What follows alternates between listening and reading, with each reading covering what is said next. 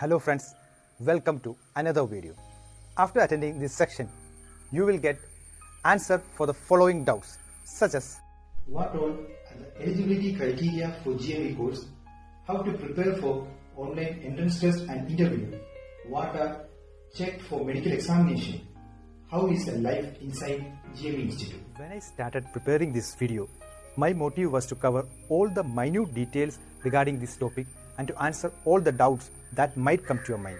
So I did a complete study about these topics along with my experience to prepare this video with more authentic content so that you may feel this video a little serious or lecture type. Okay, then let's come back to the point. If you have a regular BTech or BE in any of these streams shown in the slide, you are eligible for GME.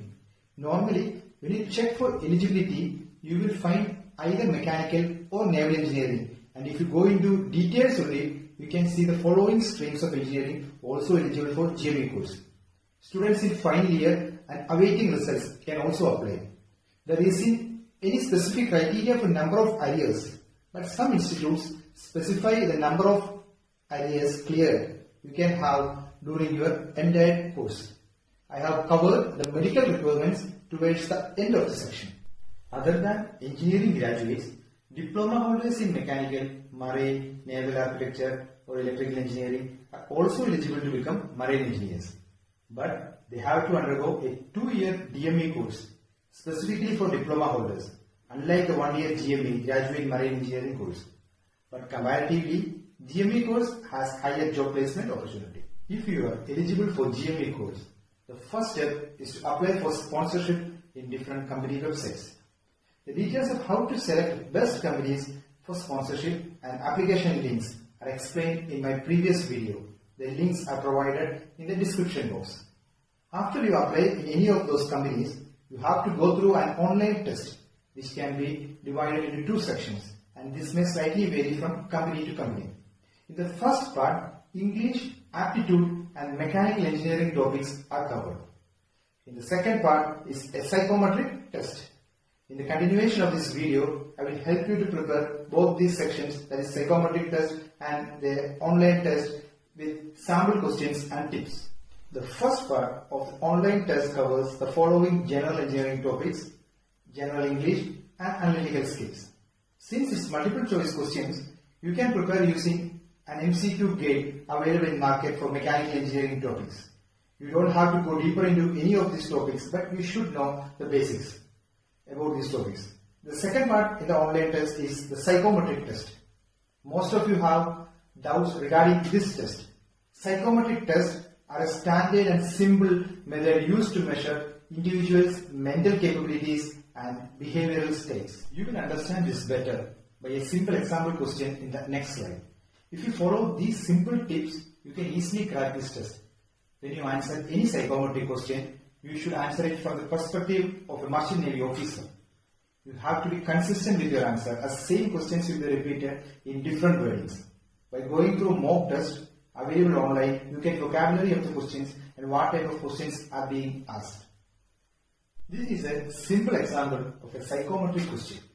As mentioned in the previous slide, when you think it from the perspective of a merchant navy officer, you can answer this question as strongly agree or agree, as this is a required skill for merchant navy officer. By this, you completed the first hurdle, and now comes the interview part. After clearing your online test, you will be called up for interview and medical examination. I tried to sort out few of the most favorite topics for interviewer, and it's listed in the slide. Links for detailed topics of interview and written exam is given in the description box. Basically, the interviewer checks your observation skills and your engineering knowledge. For example, I still remember the interviewer asked me to explain the working of a toilet flush. If you face a practical question and if you can relate the answer with any of the theory you studied during your engineering, it will be an added advantage. And here comes the final stage before your selection. You have to undergo these mandatory clinical tests other than physical observations. These medical tests are much lenient compared to the criteria of National Defence Services. Later on, you have to repeat all these tests before joining each ship.